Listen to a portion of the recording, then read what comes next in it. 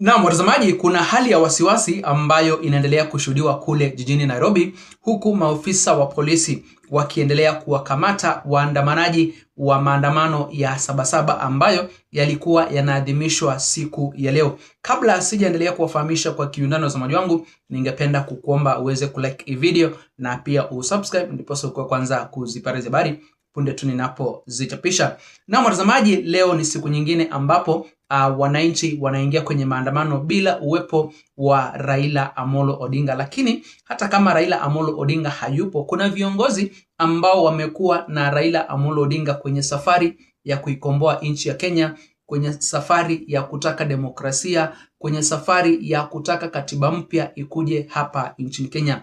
Gavana wa Siaya County Mheshimiwa James Orengo ni moja ya viongozi wa ODM na ndiyo yeye tu peke yake ambaye amejitokeza kwenye haya maandamano ya Sabasaba ya siku ya leo. Huyu ni kiongozi ambaye ametoka mbali. Yeye alikuwa kwenye maandamano ya kwanza kabisa ya Sabasaba pale mwaka wa 1990 akiwemo pamoja na the late Honorable Raila Amolo Odinga, the late Kenneth Matiba. Ni viongozi ambao watazamaji wangu waliweza kupigana kabisa ili sisi tuweze kufika mahali ambapo tulipo siku ya leo. Tuko na vyama vingi vya kisiasa, tuko na katiba mpya, tuko na demokrasia. Kwa hivyo siku ya leo gavana wa Siaya County Mheshimiwa James Orengo amejitokeza kule jijini Nairobi ili kuungana na Wakenya wengine ambao wanaadhimisha hii siku ya Sabasaba. Lakini watazamaji wangu, wakati amefika kule jijini Nairobi, kuna mambo ambayo yametokea mbele yake mpaka yeye mwenyewe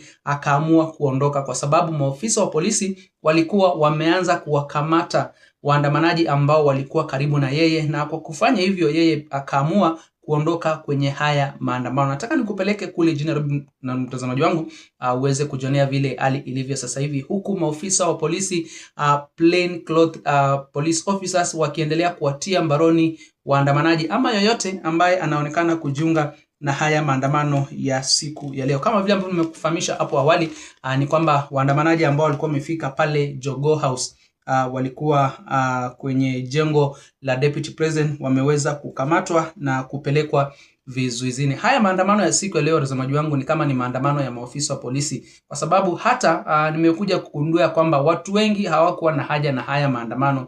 Haikuwa na hata haja ya kufunga barabara, kwa sababu at the end of the day tumeona ya kwamba maandamano hayaja kuwa makubwa kama vile ambavyo ilikuwa inadhaniwa. Mpaka roadblock zinawekwa, maofisa wa polisi wanaweka roadblock kila mahali, wamekita kambi kila mahali kule jijini Nairobi, ili hali wananchi hata wanaendelea na shughuli zao za kawaida. Ni wachache hata wale ambao wameandamana siku ya leo hawajaweza kufika 300, kwa sababu wananchi wanaendelea na shughuli zao. Na kweli wananchi wanaenda wakisahau hii siku ya Sabasaba, kwa sababu wale ambao wangekuwa wanaiongoza hii siku ya Sabasaba waliingia kwa broad based government. Hakuna viongozi wengine ambao wangeikumbuka hii siku ya Sabasaba kama viongozi wa ODM kujitokeza kwenye haya maandamano. Lakini vile ambavyo wao wako ndani ya broad based government, wamesahau mahali ambapo Kenya imetoka.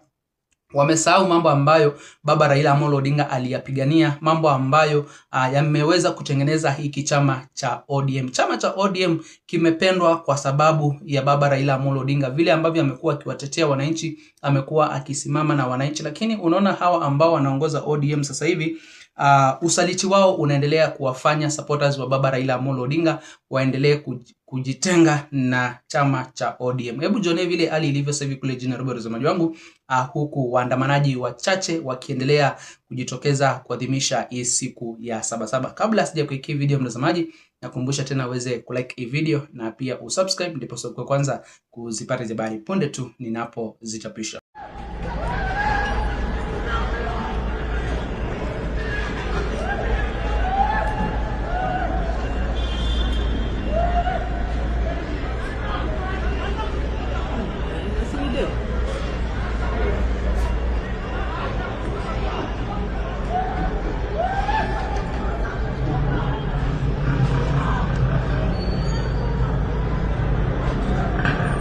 Weka hiyo gari, Subaru hiyo.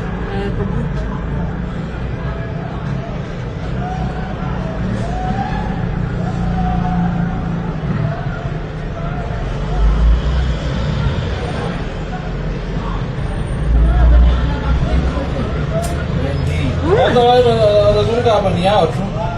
Unaweza fikiria watu wamejaa hao. Wow.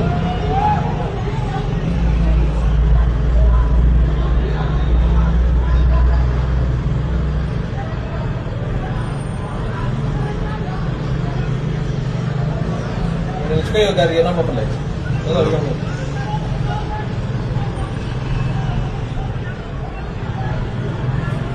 Ni kama iko blood out.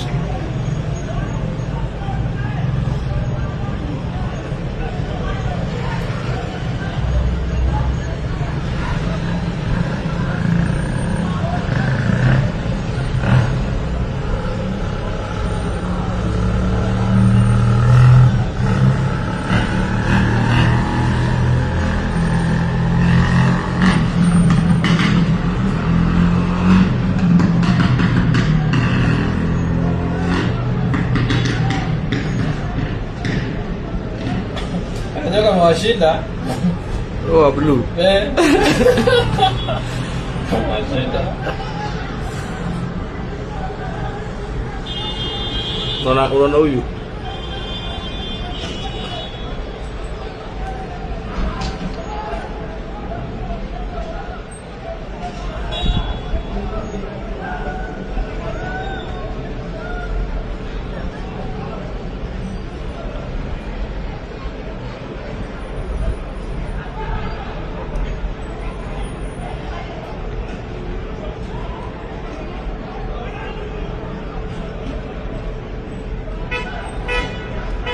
So, mpera anaenda wapi? Gari na yamba.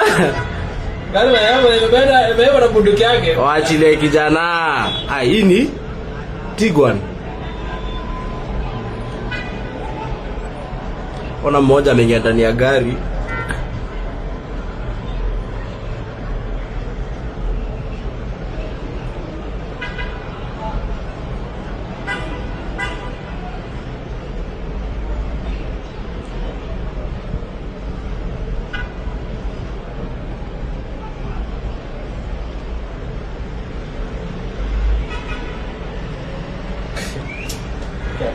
Watazamaji, kwa kweli ni mambo ya aibu ambayo tunayashuhudia sasa hivi chini ya katiba mpya ambayo tuliweza kuipata pale mwaka wa 2010.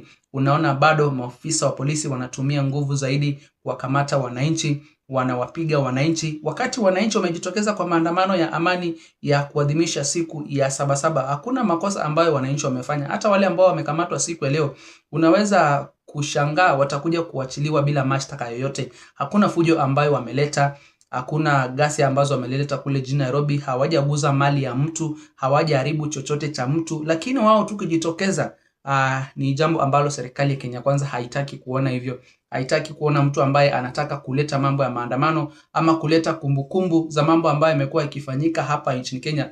Hatuwezi tukasahau kule ambako tumetoka. Ule uhuru ambao tunausherehekea siku ya leo uliweza kupiganiwa na watu ambao hawako hai, na kwa kweli kama wangekuwa waoga bado tungekuwa chini ya mkoloni. Kwa hivyo ni jukumu la kila mwananchi ajue vile ambavyo atajiweka vizuri, ajue vile ambavyo atachukua kadi yake, akue kadi kabla ya uchaguzi ujao mwaka wa 2027, ili tuweze kuchagua serikali ambayo haitakuja kutudhulumu, haitakuja kutunyanyasa wakati wananchi wanafanya maandamano yao ya amani. Hata madereva wa matatu kule jijini Nairobi wanajutia ni kwa nini maafisa wa polisi walifunga barabara, kwa sababu hawaoni lolote ambalo linaweza kufanya barabara zifungwe siku ya leo, shughuli za usafiri ziweze kusitishwa. Hakuna maandamano makubwa kama vile ambavyo ilikuwa inakadiriwa.